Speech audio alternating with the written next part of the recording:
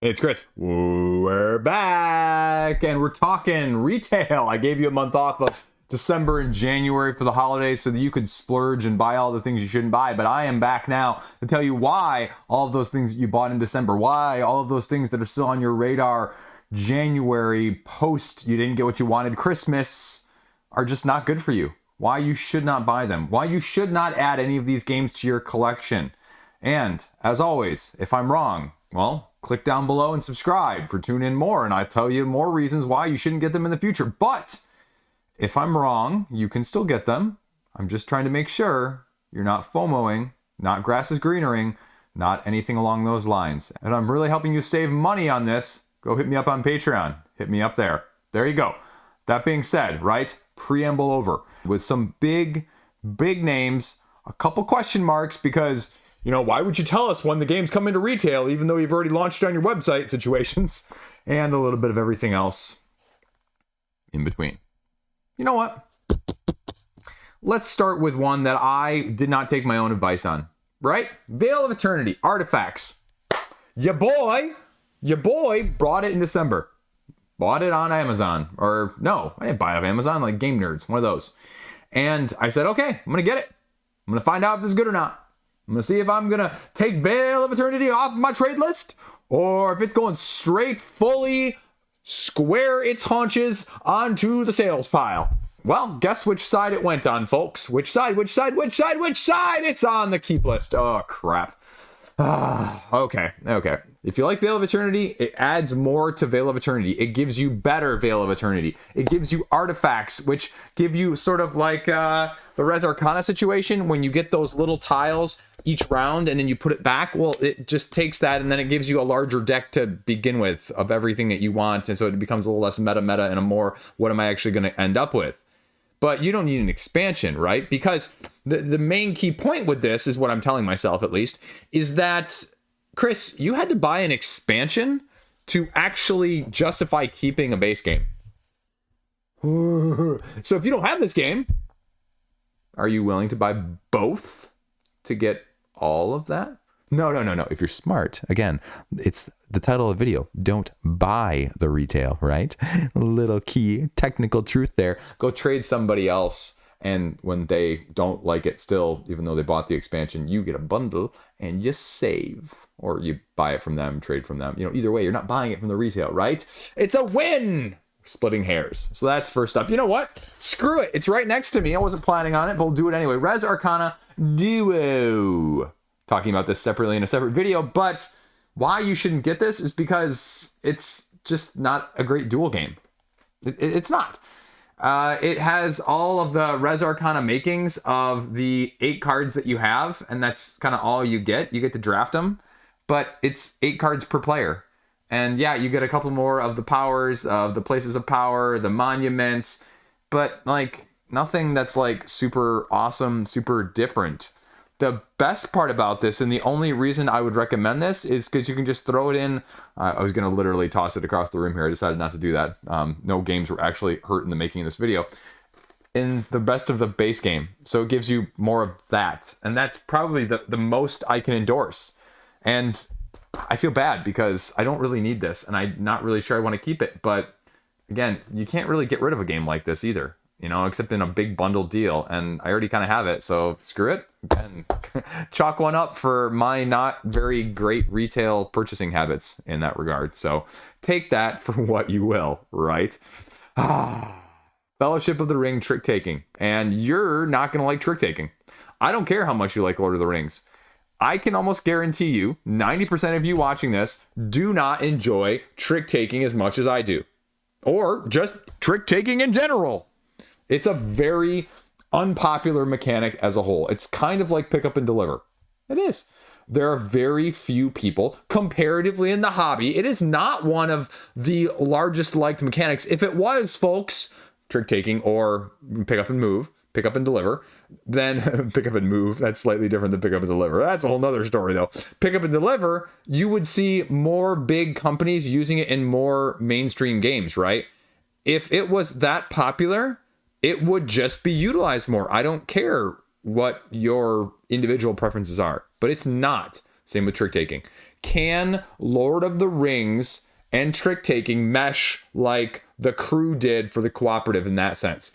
And like I've said elsewhere in previous videos talking about this one, it's titled Fellowship of the Ring, not Lord of the Rings. Because if it does well, you'll see more. So if it's like the Crew and it does well, you'll get a better iteration the second time around, and you can use people like me for guinea pig testing the first time around. Isn't that what crowdfunding's for? Anyway, that doesn't happen at retail, Chris. 37 Clank versions later. So that is going on in addition. Unmatched Witcher. I don't mind supporting a publisher. I just, again, like, what's with all the cloak and dagger sometimes with this? And with the Wingspan situation and all of those where they're like, hush, hush. Sometimes, you know, to generate hype, and sometimes just because there's just no communication, and you can't always tell the difference between the two. This looks like the best Unmatched set for me since Tales to Amaze, to be frank with you. Looks better than any of the other retail stuff that's come out in the last year and a half. I'm not a fan of the Unmatched Marvel. See, this is my channel. I leave that stuff in, right? Everyone else edits this out. I'm perfectly, completely, utterly imperfect on this channel, if nothing else. I'm consistent in that too. So I really like this, and people are saying some of the characters in there are super powerful. And you know what's fun about these games? Super powerful. Everything being overpowered, nothing is overpowered.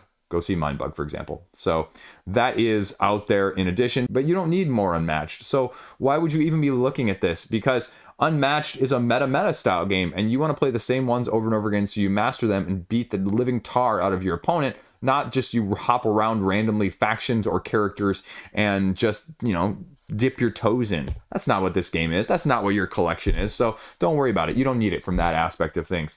Then another one I covered in a separate video. I can't even find it. Nope, just kidding. It's right here. The Isle of Cats Duel. The rival duels. Anyway, though, the Isle of Cats Duel, City of Kings, City of Games. And so it's just a 2-player version of Isle of Cats, right? And it's good. It's fine.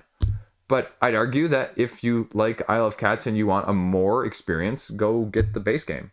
It's not going to replace that. If you want something a little bit more streamlined, a little bit complex, and a little bit less weighty decision making, yeah, this is going to be great. It's going to fit the table, and it's going to play in 15 to 20 minutes. But do you want a 15 to 20 minute tile player with 2 players? Does that really fit your niche? If it does, like this is a game my wife will absolutely and has absolutely loved, then fantastic. But it's not going to give you the depth of the strategy that the base game is. It's going to be cheaper, more accessible, but is that always what you want? And sometimes the answer to that is absolutely yes, and sometimes the answer to that is absolutely no. So which one is that going to be for you? And now going into things though, we have sort of a quadrilogy here, a trilogy plus one, if you will, retail side of things from CMON. We are seeing the release of their 3 announced retail games, as well as, I believe, the delivery of Metal Gear Solid, the board game, which has been in limbo for a long time. And so we're going to see how all 4 of these stand up. Metal Gear Solid, followed by Ethnos 2.0, and then Nyakuza and Nova Era. All 3 completely different mechanically. Ethnos 2.0 essentially being a more, well, easily obtainable Ethnos. But the early opinions I've seen on it are not as positive as I was really expecting. Like, some people are fine with it, and some other people are like, no, this isn't, no, it changed too much. And yeah, it's going to give you maybe access to that Fairies deck that you can't get from the first time around because people are selling it on the secondary market, 1 deck or faction asymmetric alone for like $40 to $60, more than the price of the game. So you're going to have access to some of that stuff, but I'd make the argument that unless you're an Ethnos diehard, you don't need that in the first place. Sort of like when El Grande was out there before it got its reprint. No one used the El Grande expansions. No one uses the El Grande expansions. Asterisk, facetious, slight sarcasm, insert here. But you get what I'm saying, right? And so you don't need the Fairy faction. You'd be perfectly fine with 1.0, let alone 2.0. Nyakuza, I'm going to mispronounce it. Doesn't matter how I say it on my channel. I always screw stuff up in that regard. But you're bidding for building sites and profitable resources on Easter Island. So grab shells, build profit resources, constructions of the stone colossi. Again, like it's actually a 2014 game that's getting re-implemented again here. So is it going to be better than its predecessor is at a 2 weight rating and a 6.5 rating on the Board Game Geek scale overall? I mean, the bar can only go up there, I would imagine. What sort of implementation and sort of question marks can you solve, though? Because we've seen ones that go, improvement-wise well. When I think of something more like the recent Nizia game that they redid with Zuvedas from Bitewing. But we've also seen games that when they redo them, are they going to live up to your nostalgia in the first place, like a Fireball Island? And we're seeing that similarly upcoming with Play to Z and their Shut Up and Sit Down line, where they're bringing back Dogs of War. Is that going to be what you want Dogs of War to be? Is that going to be what you like Dogs of War to be in that regard? That's the same question with any of these remakes. This one, Ethnos, whatever it is. I mean, Nova Era, slightly better rated with 42 ratings, but drafting, spending dice, different types of dice allocation with worker placement elements, there's not a ton of dice worker placements. But as someone who, likes to dabble only or, preferentially, I guess I should say, on the dice worker placement side more than the regular worker placement side, I personally have trouble telling a great dice worker placement game on the surface, on the periphery, versus one that is just kind of meh. So are you a better judge of that when it comes to retail? Because truth be told, with some of these retail games, there's less info and less wide availability / opinion before you can obtain it than even sometimes there is with crowdfunding, as much as, including myself, nag on crowdfunding information and lack of rulebooks and lack of clarity and lack of what the expansions are going to actually add or not add sometimes. I'm looking at you, CMON. But that's sort of the big question with this, is that retail is sometimes just as big a crapshoot. People don't like to call it like that. People don't like to talk about it like that, because retail is the grail, right? Crowdfunding, especially if you listen to social media, is the evil in this hobby, and it's the downfall of everything in the galactic board game hobby scene in the first place. But the truth is, it happens just as much on this side, and we just don't talk about it as much because you don't poke the golden goose, right? The next one I talked about, actually, when it got announced, I sort of saw lurkings around a new edition of Power Grid Outpost. Truth be told, my little dirty secret, I've never played Power Grid. Spread your network with power plants, shelters, and technologies. Ooh. Colonization of a new planet, huge demand for electricity, and you're trying to build stuff up. So Outpost was one of the original inspirations, they say, for Power Grid, and 20 years later after that game, Friedman is honoring that game with a thematic element and incorporation translated into the Power Grid world. I mean, right? This is going to go one of two ways. This is the umpteenth iteration of the Ticket to Ride, so that if you're a completionist Ticket to Rider, you end up with a copy of it, not because you're necessarily wanting them all, but because you just kind of do them all, if that makes sense. Or this becomes the Clank Catacombs of the Clank situation, where, hey, what's the one you get? It's Clank Catacombs. All the other ones before that, just ignore it. I'm teasing there. I'm being a little bit, sarcastic and joking, but you get what I'm saying, though, at the same time. It's either you get it because you got the rest of them, Aeon's End style, or you get just that one and you don't ever look at the other ones because this one has just evolved and it's just bringing you everything you love, like a Marvel United Multiverse situation, right? Nah, that doesn't happen to anybody. So again, I don't have a clue. Auction bidding, catch the leader, income market-based situation, Power Grid. Do you Power Grid? Period. The third iteration now, speaking of things that are, series, Dorfromantik, based on the popular video game of tile laying. We saw the original, then they went Duel in 2023, and now at the end of 2024, early 2025, we have Sakura, which is more of your Japanese version of Dorfromantik, right? It's the Japanese word for cherry blossom, and it's adding a new element, get more 40 different achievements that you can do from 6 different boxes you can unlock. Zen style, the board game. And, right, it's been out for just a hair, 300 ratings, very well received. But again, I look at ratings like this on a game like this, and not really always as comparable, because the people who are going to buy this one may already be the people that loved the first one, again, being more biased. Or it's like a Challengers Beach Cup, where I just played that this past month, versus the regular Challengers, where they actually just make things better and a little bit more, standing on the previous shoulders of the first one. And again, it goes back to the point I just said with the other game of saying, then you don't buy the first one in the first place. So can you make your own game obsolete game, essentially, is what you have going on here potentially. So until you know, you just kind of wait. Because you may also get two sides of the same coin with a Nemesis Lockdown situation where Nemesis Lockdown is the better. It's the 2.0. It's the evolution of that system. I'm not sure why I'm doing this voice besides an Austin Powers situation. But then you also have plenty of people that say, you know what, OG best. OG, peace out, right? And that's what you could have in this situation too. So that's why in these cases, it has wait and see written all over it. Speaking of wait and see, Osprey Games, we have their release finally of War of the Ancients. Battalion War of the Ancients, that is. Assembling your army, epic battles, ancient history, getting your factions, ranking them up, sustaining them on the field, 2 to 4 player, and tactics cards to kind of outmaneuver and outflank the forces on the other side. Kind of weird mixed reviews right now. I think it's again straddling this fence of people like me that want a game that is more accessible but slightly war-ish, but not fully. And you're doing it now in a card situation. You're doing it more in a streamlined, less overarchingly strategic skirmish-esque vibe.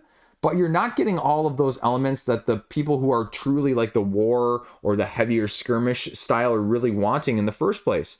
And so is it going to be, balanced enough, or not really, I want to say balanced, but is it going to be mechanically fitting for me while still being enough on the other side of things for those that are really war gamers? And the problem is that's a very, very thin line to straddle. And so far, 7.4 on Board Game Geek with 70 ratings. So I think it's one of those that if you're going to love it, you're going to love it. But otherwise, I think it's going to maybe miss on either side of things. So are you that narrow therapeutic window where this is going to fall and be incredibly a tight fit for? Or are you easily going to flop off on one side or the other from a what I want mechanically speaking? Screw it, let's do February all in one video, because now it's been 3 months since I put one of these videos out, and you know what? Okay, let's go. What in February now, this current month, do you not need to buy? Then first up are a couple of the duels that I've talked about previously, that I've actually reviewed on the channel, Azul Duel and Everdell Duo. The main issue with both of these, right? And this is the main criticism I hear of all these duel games in the first place. I'm going to give an exception to Splendor, though. That one's something special. But, however, all of these, right? When you think of Everdell, you can play it really well at 2. When you can play Azul really well at 2. And neither of these games is drastically different than the original vanilla partner. And so, yes, the limitation on the same side of this is if you really love it, you can't play it at the higher player counts. I think of a game over there on my shelf right here. It's the Let's Make a Bus Route dice game. And I love Let's Make a Bus Route. It's a little bit too samey though, and the dice actually spiced up incredibly, but I wish that I could play the dice version because it's so much better than the original, but I can only play it with 1 or 2 people, and I can't play it with 3 or 4. And that's what you're gonna maybe feel with some of these changes on Everdell Duo, for that matter, right? I love the moving across the grid, that being the timing based on the actions you take, which one moves, and they both get the end, you all are out of actions, and that's the dynamic. And then the card play that you can draft from is only limited by which ones those are potentially touching kitty corner. And it's fantastic, but you're gonna love it so much that you're gonna wanna share it with other people, and then you can't because you have only to play it with 2, not 3 or 4. So you're better off getting Farshore or waiting for Silverforge, frankly speaking. And then the other, thing with the Azul situation is, again, it is very similar to the original Azul. And I will make the argument the original Azul is still, if you're looking at this with anything potentially more than a 2-player count, you just get original Azul. If you really love Azul in the first place and you have a dedicated person to play this with, this is going to give you just a twist enough that you'll still love it. And I guarantee it will be better at 2 than all of the other iterations that are out there for Azul. But it's still not going to replace it in that regard. So, yeah, that has to be thrown out there. The other thing that I know money-wise and business-wise makes a whole hell of a lot of sense, and that's Cascadia Junior, when are we going to get Cascadia Duel? Haha! But Cascadia Junior, and I go, Cascadia Original already has a family mode. And you're simplifying that and basically just making a slight tweak to that and making it a whole separate game. So I understand the appeal from like a visual, get this as a child's game or an intro game, but I also don't see that it's going to take the place if you have Cascadia. It's just not going to have any appeal whatsoever for you in the first place. Then, Freedom 5. Freedom 5 and this whole Conundrum. I do not know what to make of this game yet. It's a little bit grindy. It's a little bit rote and repetitious. It's very hard as a cooperative game here. And I'm not sure from Arcane Wonders if they have an absolute smashing hit on their hand or if it's a lesson in frustration. And I say that as a Kickstarter backer. And I say that as someone who's played it 2 times at this point and just doesn't know what they're going to do with it, right? I just don't know. And the thing I'll say most tellingly about this for me, more than anything else, is that when I look at this, I right now do not feel the need to play it over other of my similar cooperative games.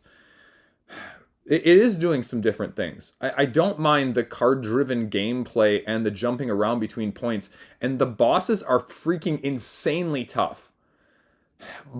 But in some back corner of my mind, I can't get out of my head this is still Sentinels of the Multiverse with the very constrained deck building in the first place, even though you unlock some more cards as you go along. And you can utilize those later to make some of the bosses easier, and it definitely happens. But that's a big issue. And when the big price point comes with all the expansions, with the extra bad guys and the extra good guys and the extra expansion boxes and all that, is it really better than something like this? Or even Spirit Island, or anything else that is more compact, Pandemic Iberia, right? And my answer right now is overwhelmingly, okay, maybe not overwhelmingly, probably not. So that has to be at least thrown out there. Then Unconscious Mind, right? This was everybody's favorite Euro game, joking, not joking, from 2024, right? This was Fantasia Games and just worker placement with a Freudian twist, analyzing dreams, real world, dream world, mix them together. It's a bit heavier than I usually play. Is it a fantastic game? Yeah, I said it was a fantastic game when it came to crowdfunding. Is it going to be a fantastic game for you? And it's getting close to the edge, teeteringly close to the how many different mechanics and or places on the board that are going to be interconnected and woven well and tightly do you want, or do you feel like are necessary, or do you feel like that work? And it edges there, right? And that'd be the question I have. So you need to look at it yourself and say, okay, is this just enough? Is this Goldilocks in the 3 mechanics, or areas, if you will, rather than porridge? So that has to be thrown out there. And then Chronicles of Drunagor, the Age of Apocalypse expansions are finally all hitting retail, I believe, this month from CGS. Right?